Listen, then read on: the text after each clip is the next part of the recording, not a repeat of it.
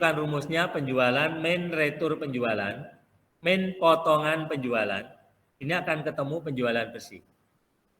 Nah, dikurangi dengan HPP, ini akan ketemu yang namanya laba kotor atau gross profit. Jadi penjualan bersih ini hanya mengurangkan penjualan, dikurangi retur penjualan dan potongan penjualan. Kalau ada beban penjualan, ini tidak dipakai untuk menghitung penjualan bersih. Jadi misalnya dalam soal, ini ada retur penjualan, kemudian ada potongan penjualan, ada beban penjualan.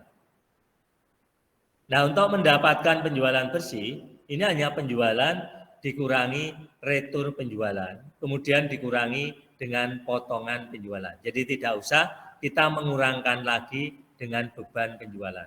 Karena beban penjualan ini nanti akan masuk di dalam beban usaha. Ini rumus yang pertama untuk mencari laba kotor. Nah, rumus yang kedua yaitu untuk mencari laba usaha atau laba operasi atau istilah akuntansinya operational profit.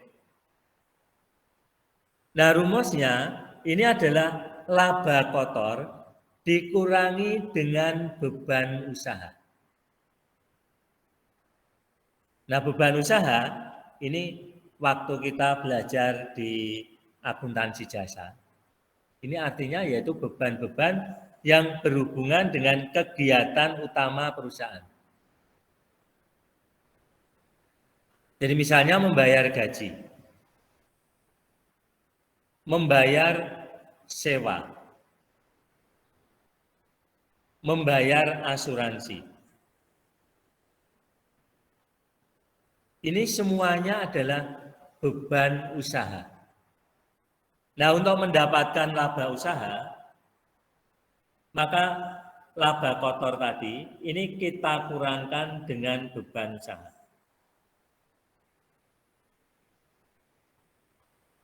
Kemudian yang ketiga, yaitu laba bersih sebelum pajak atau net profit before tax.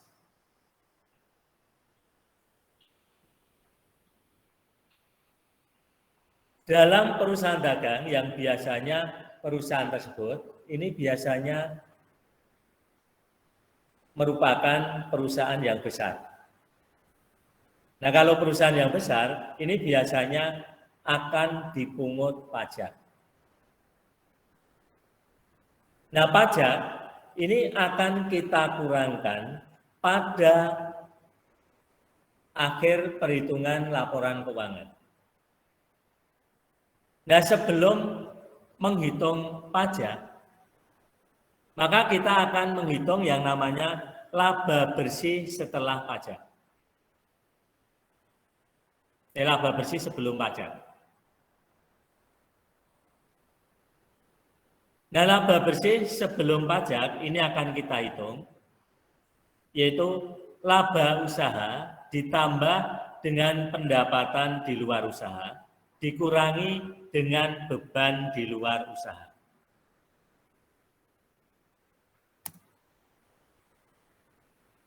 Pada perusahaan dagang, ini kadang-kadang selain mereka menjual produk utamanya, tetapi mereka juga misalnya melakukan kegiatan-kegiatan yang lain. Jadi misalnya menyewakan ruang yang tidak terpakai. Maka ada pendapatan sewa. Nah, pendapatan sewa ini termasuk pendapatan di luar usaha.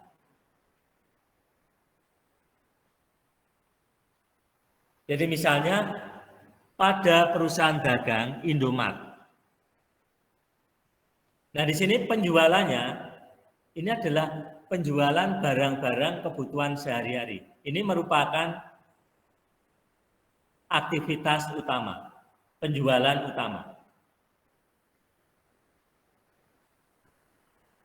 Nah, selain menjual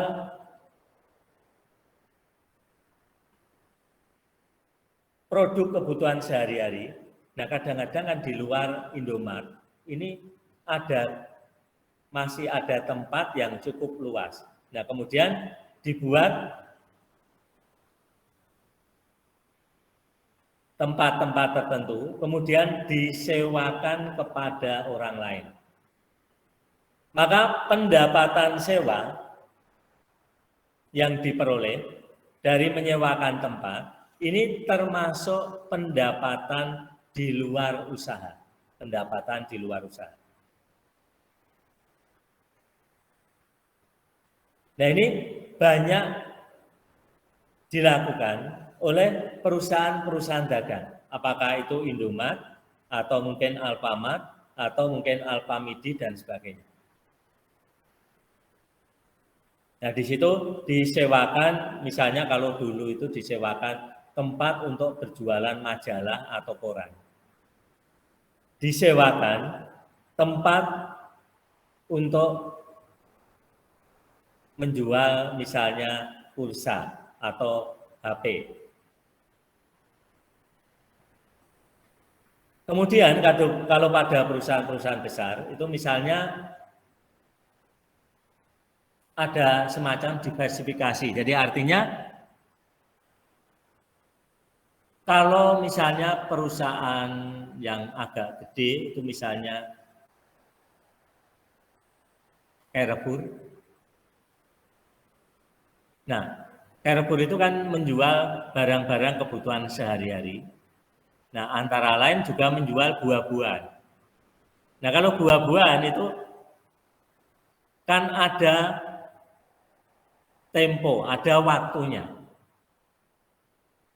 Kalau tidak laku-laku, maka kesegaran dari buah ini juga akan berkurang, bahkan mungkin akan busuk. Maka sebelum busuk atau mungkin sebelum perusahaan tersebut ini sudah tidak segar lagi, maka kemudian dijual kepada orang-orang misalnya yang membuat minuman jus. Jadi nanti yang menjual hipermart, nah kemudian mungkin yang membuat jus itu adalah orang-orang lain. Sehingga kedua belah pihak menguntungkan.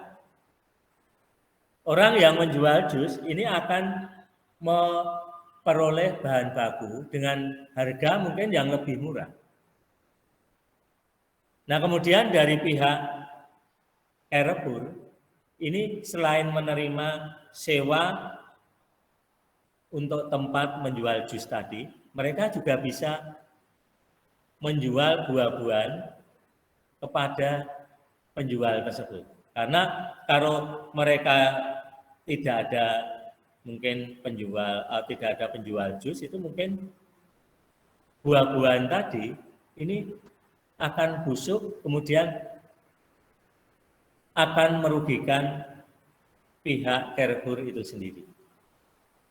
Maka di sini untuk mencari laba bersih sebelum pajak, itu laba usaha ditambah dengan pendapatan di luar usaha, kemudian dikurangi beban di luar usaha.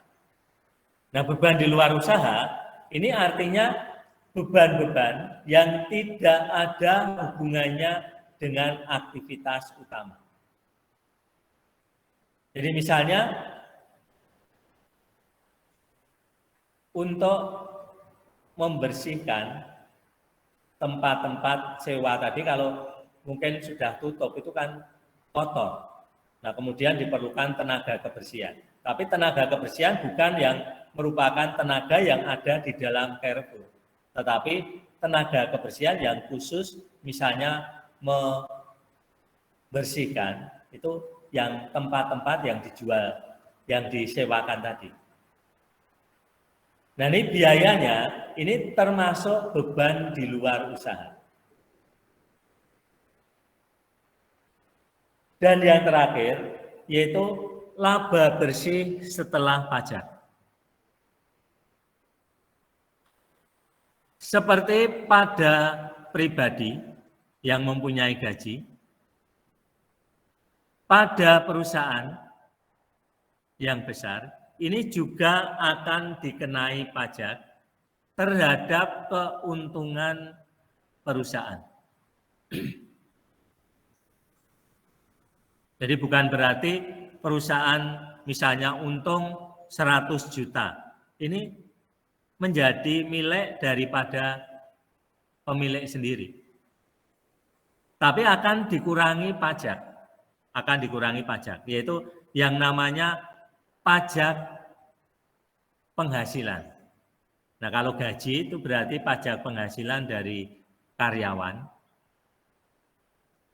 Tetapi kalau pada perusahaannya, ini pajak penghasilan, ini akan dikenakan terhadap laba, terhadap keuntungan yang diperoleh oleh perusahaan. Maka semakin besar keuntungan yang diterima oleh perusahaan, maka nanti perusahaan tersebut ini juga harus membayar pajak yang jauh lebih besar. Maka laba bersih setelah pajak ini merupakan laba neto. Net profit after tax yang akan digunakan sebagai laporan keuangan yang terakhir yang nantinya oleh para pemakai informasi akuntansi ini yang akan digunakan untuk pengambilan keputusan. Jadi labanya berapa? Nah, labanya berapa? Ini yang akan dilihat misalnya oleh pemerintah, oleh kreditur, kemudian oleh investor. Ini yang dilihat adalah net profit after tax.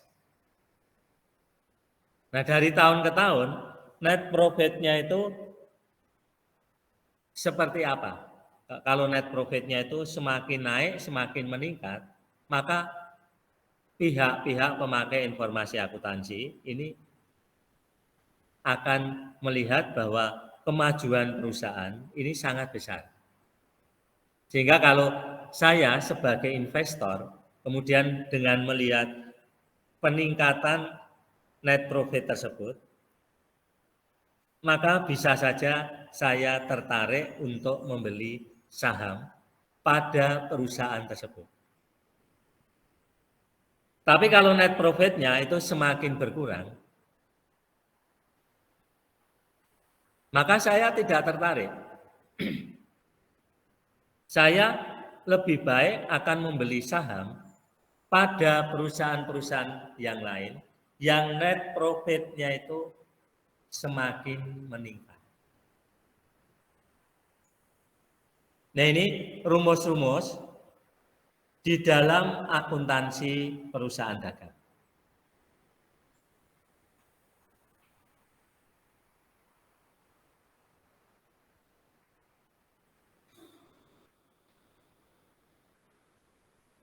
Jadi ada pertanyaan dulu, rumus-rumus yang saya jelaskan tadi. Jadi tidak banyak. Jadi hanya menghitung HPP, menghitung pembelian bersih, penjualan bersih, menghitung laba kotor, kemudian menghitung laba usaha, kemudian menghitung laba bersih setelah pajak.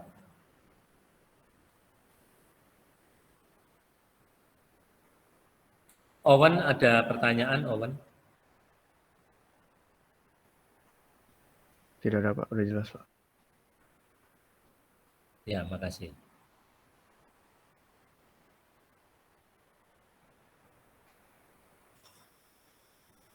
Janesa, ada pertanyaan Janesa?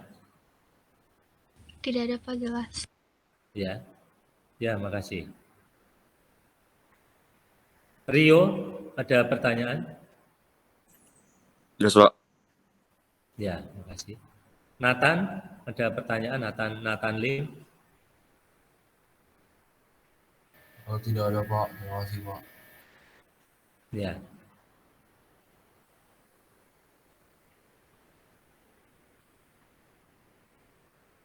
Arleta, ada pertanyaan? Nggak ada Pak, jelas. Makasih Pak. Ya. Adrian, ada pertanyaan?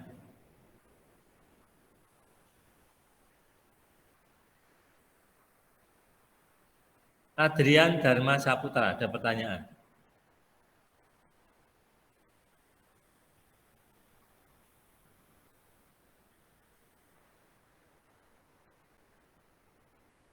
Brian, ada pertanyaan?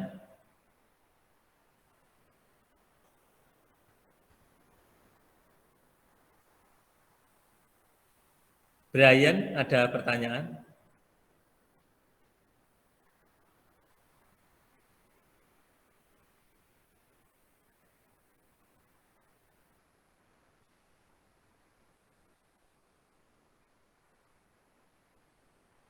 Mercy, ada pertanyaan, Mercy? Nggak ada, Pak. Makasih. Ya, makasih.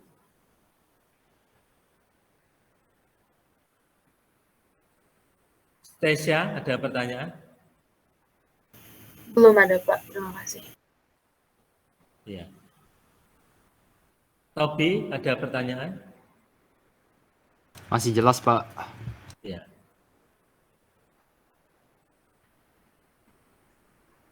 Coba kalau tidak ada pertanyaan, di slide berikutnya itu ada latihan-latihan.